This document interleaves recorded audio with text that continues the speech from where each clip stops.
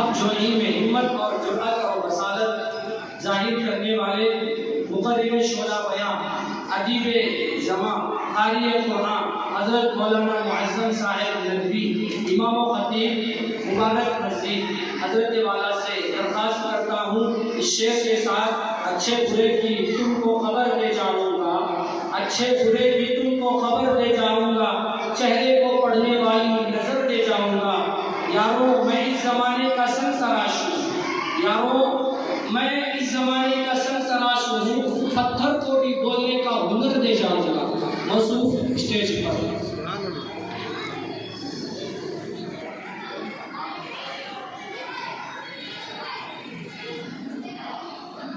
کہ اوپر جو بچے بیٹھے ہوئے ہیں وہ آواز نہ کریں، خاموشی کا ساتھ خیال کریں، مل کر بیٹھ کے آواز نہ کریں، اور جو حضرات باہر گیٹ پر ہیں آنے والوں کو اوپر بھیجیں۔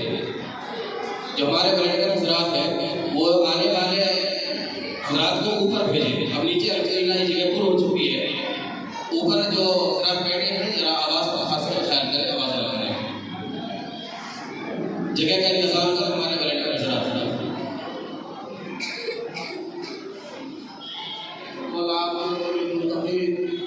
والصلاة والسلام على سيد الأنبياء والمرسلين وعلى آله وأصحابه أجمعين وبارك وسلم تسليما كثيرا كثيرا۔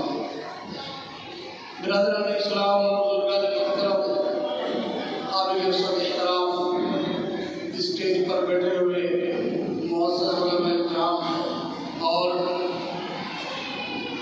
نوجوانان ملت اسلامیہ، السلام علیکم ورحمۃ اللہ وبرکاتہ۔ حضرات، بغیر کسی تمہید کے آپ کے سامنے تین عنوانات پر گفتگو کرنے کی ہم کو اجازت ملی، تین ملا کے ایک۔ نمبر ایک ابتداء، نمبر دو نکاح، نمبر تین جہیز کی حقیقت۔ اب یہ 8 منٹ میں تینوں عنوانوں کو مختصر طور پر پیش کرنا یہ آسان کام نہیں ہے۔ تو آئیے ہم سب سے پہلے چرچا کرتے ہیں اس کا کہ نکاح کیا ہے، نکاح کی حیثیت کیا ہے، نکاح کے کیا فائدے ہیں، نکاح کا کیا صحیح طریقہ ہے، اور صحابہ کرام کے نکاح کس طرح کے ہوا کرتے ہیں۔ چونکہ یہ جلسہ اصلاح معاشرے کا ہے، آج کل ہمارے سماج میں یہ سب چل رہا ہے، ماشاءاللہ اس سے پہلے بھی یہاں نکاح خانی کی محفلیں ولیمے یہ سب ہوتے رہتے ہیں۔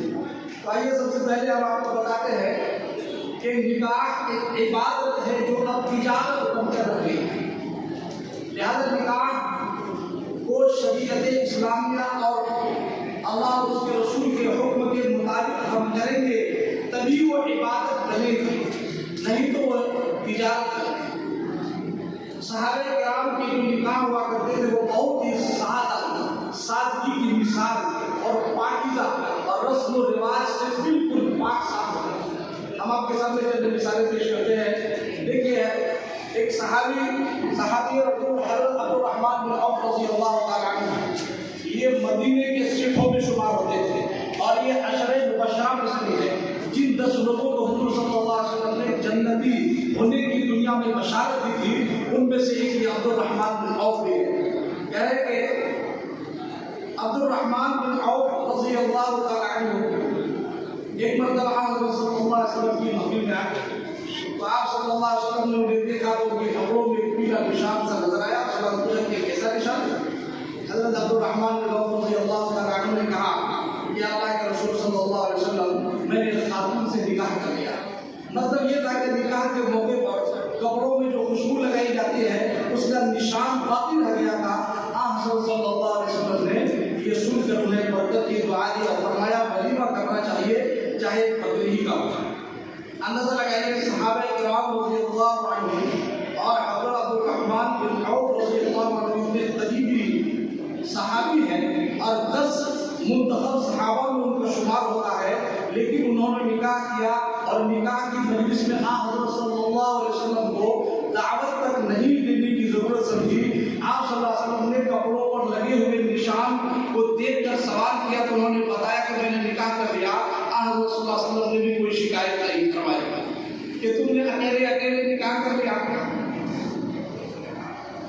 اور ہم کو تم نے پوچھا بھی نہیں. شکایت کے بجائے آپ صلی اللہ علیہ وسلم نے انہیں دعا دی, البتہ ساتھ ہی یہ ترغیب بھی دی کہ ولیمہ کرنا.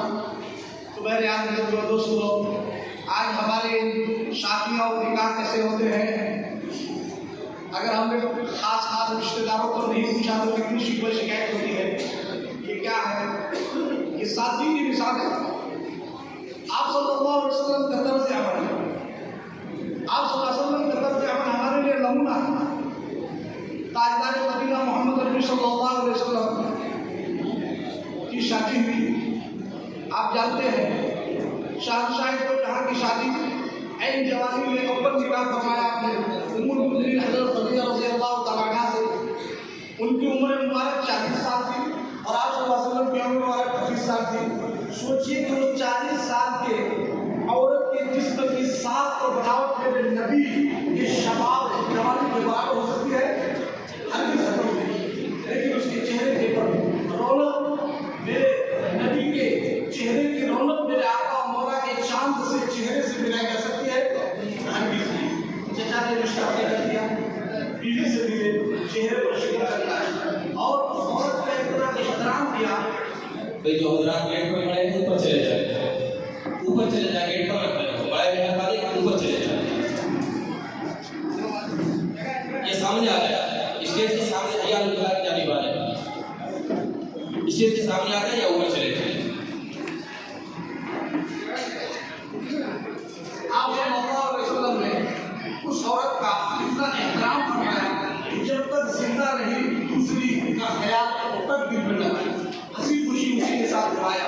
اور جب عورت کا انتقال ہوا حضرت خدیجہ رضی اللہ تعالیٰ عنہا کا, تو آپ صلی اللہ علیہ وسلم کو اتنا صدمہ ہوا کہ اس سال کا نام بھی اسلام میں عام درست میں پڑ گیا, یعنی غم کے ساتھ. آج ہے کوئی دلاوت بہادر جو حضور اکرم صلی اللہ علیہ وسلم کے رنگوں کو پیش کرتی. اور یہی نہیں بلکہ آپ صلی اللہ علیہ وسلم کی زوجہ محترمہ حضرت سعودہ رضی اللہ تعالیٰ عنہا بہت ہی نحیف کمزور ہو چکی تھی. انہوں نے اپنی باری کی حضرت عائشہ صدیقہ رضی اللہ تعالیٰ عنہا کو دے دی تھی, مگر کبھی بھی نبی رحمت صلی اللہ علیہ وسلم کی بیویوں کی طرف سے کسی طرح کا کرم فرق اور کسی طرح کا خیال نہیں. بزرگوں اور دوستوں, یہ نکاح کے مقاصد ہیں کہ بیوی کے پاس جا کر کے سکون ملے اور اللہ اور اس کے رسول کے طریقے کے مطابق ہم جب کریں گے جبھی ہمارے گھر آباد ہوں گے. نہیں تو آج تجارت کی منڈی ہم بنا لیں گے, خرید و فروخت کریں گے, تو پھر بیوی سے مل کر چین سکون قرار اطمینان نہیں حاصل کر سکتے. پھر تو نفرت بغاوت کے شعلے نظر آئیں گے, خان و تشریح کا بازار کم ہوگا, ذلت و نفرت کی نوبت آ جائے گی, پھر طلاق اور موت کے بیان مسائل دکھائی پڑیں گے. جو ناجائز ہی ہو رہا ہے, ہر روز اپنے شہر, قصبوں, گاؤں میں اس سے سننے کو مل رہے ہیں. ہر روز اخباروں اور سرخیوں میں یہ دوست واقعات پڑھنے کو مل رہے ہیں کہ فلاں کی بیوی کو دل چھوڑ کر اس لیے جلا دیا گیا کہ وہ منہ مانگا جہیز کرا سکی, فلاں کی بیٹی کے باپ نے اس لیے خوشی کر لی کہ اس کے بعد جہیز دینے کے لیے سامان نہیں تھا. بہرحال بزرگ اور دوستوں, جہیز کیا چیز ہے؟ جہیز ایک ہدیہ اور ایک تحفے کی حیثیت رکھتا ہے. اس کی حقیقت یہ ہے, اب ہدیہ دینے والا کیا دے, کیسا دے, کس طرح دے, کس انداز کرے, کتنا دے, یہ اس کو اختیار ہے, لینے والے کو اختیار نہیں ہے. تو وہ جو بھی لے گا وہ وہی لے گا. لینے والے کو اختیار نہیں کہ وہ اپنی مرضی سے, اپنے پسند سے وہ مانگے, بلکہ یہ دینے والے کا اختیار ہے. رسول اکرم صلی اللہ علیہ وسلم نے اپنی لاڈلی بیٹی حضرت فاطمہ رضی اللہ تعالیٰ عنہا کا نکاح فرمایا, بیٹی کو رخصت کیا. آپ صلی اللہ علیہ وسلم نے بغیر حضرت علی کرم اللہ عنہ کے کسی مطالبے کے خود ہی چند چیزیں عطا فرما دی. نہ ہی حضرت علی رضی اللہ تعالیٰ عنہ نے انہیں گنا, نہ ان کی کوالٹی کو دیکھا, نہ مزید کا مطالبہ کیا, نہ انہیں کم بتایا. حالانکہ تاریخ بتاتی ہے کہ اس وقت حضرت علی رضی اللہ عنہ کے گھر میں اتنا اثاثہ نہیں تھا کہ وہ کسی خاتون کو لا کر بتا سکے, نہ ان کے پاس اتنا سارا سامان تھا کہ وہ خود کو یا گھر کو بنا سنوار سکے, یا کوئی کسی پارٹی کو دعوت کر سکے, یا پہلے ممی پھر نکاح اور بغیر اخراجات کو برداشت کر. تاریخ شاہد ہے کہ حضرت علی رضی اللہ تعالیٰ عنہ کے ساتھ طے ہو گیا نکاح. حضرت علی رضی اللہ تعالیٰ عنہ نے درخواست کیا, رسول اللہ میرے پاس مدد کے لیے کوئی چیز نہیں ہے. آپ صلی اللہ علیہ وسلم نے فرمایا تمہارے پاس کیا کیا اسباب ہیں, کیا کیا چیزیں ہیں؟ انہوں نے کہا کہ ایک زنا ہے اور ایک طلاق ہے. چنانچہ عثمان رضی اللہ تعالیٰ عنہ نے 480 درہم میں خرید لی زنا, اور قیمت ادا کرنے کے بعد حضرت عثمان رضی اللہ عنہ نے فرمایا اے علی, اس زنا کی بندی رکھ لو,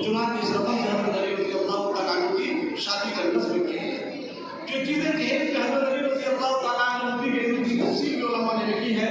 بیان کیا جاتا ہے ایک پلنگ وہ تھالی وہ چادر ہے متکیا جو بعض لوگوں نے جانی کے ایک مشق پانی بھرنے کی اور تو مٹی اور بعض لوگوں نے چٹنی کے بارے میں لکھا ہے. میں یعنی چند چیزیں ہیں جو حضرت علی رضی اللہ تعالیٰ عنہ کو دی گئی. اگر اس جہیز کے دینے کے حالات کو آج کل کے طور پر قیاس کیا جائے تو پھر اندازہ ہونا چاہیے کہ ہونا کیا چاہیے اور ہو کیا رہا ہے. بزرگوں دوستوں حضور صلی اللہ علیہ وسلم ہمارے لیے نمونہ ہے. آپ کا طرز عمل ہمارے لیے نمونہ ہے. آپ صلی اللہ علیہ وسلم چاہتے تو بہت کچھ دے سکتے تھے لیکن آپ صلی اللہ علیہ وسلم کیونکہ خود ہی ذمہ دار تھے تو آپ نے گھر کے لیے انتظام بنا کر کے دیا. اور حضرت علی رضی اللہ تعالیٰ عنہ اور حضرت فاطمہ رضی اللہ تعالیٰ عنہ دونوں نے ہنسی خوشی پوری زندگی پیار محبت کے ساتھ کاٹ دیا. کبھی ایک دوسرے کی کسی قسم کی کوئی شکایت نہیں. اسی طرح سے حضرت عمر رضی اللہ تعالیٰ عنہ نے دور خلافت میں ایک روز رات کو اپنے معمول کے مطابق اشتراک ہے. ایک مکان سے ہمارے ایک ضعیف آئے بیٹی سے کہہ رہی ہے بڑی عورت کہ دودھ میں پانی ملا. لڑکی نے جواب دیا کہ امیر المؤمنین کی طرف سے اعلان ہوا ہے کہ دودھ میں پانی ملا کر نہ بھیجا جائے. بڑھیا نے کہا کہ اس وقت نہ امیر المؤمنین یہاں ہے اور نہ ہی ان کا منادی ہے ایمان لگانے والا. بیٹی نے جواب دیا کہ اللہ کی قسم یہ ہمارے لیے ہرگز مناسب نہیں ہے کہ ظاہر میں رکاب کرے بات مانے اور باطن میں اور پیچھے ان کی بات نہیں مانے. یہ سارا مقام میں اپنی بات ختم کر رہا ہوں. یہ سارا مقام مسئول میں حضرت عمر رضی اللہ تعالیٰ عنہ نے کہا اپنے غلام اسلم سے اس مقام پر نشان لگا. چنانچہ صبح ہوتے ہی آپ نے ایک شخص کو بھیجا. اس لڑکی کو اپنے صاحبزادے حضرت قاسم کے لیے پیغام نکال دیا اور فرمایا کہ اس نکاح میں برکت ہوگی. چنانچہ حضرت عمر بن عبد العزیز رضی اللہ تعالیٰ عنہ جیسے اور عادل حاکم کسی لڑکی کے نسل سے پیدا ہوئے. حضرات یہ تھا معیار. یہ کہ ان کے جو ہے کام اور یہ ہمارے لیے آئینہ ہے شیشہ ہے جس کی بنیاد پر ساری دنیا کے نظام چلتا ہے. ضرورت ہے اس بات کی کہ ہم بھی اپنے نکاح شادی بیاہ قرآن حدیث شریعت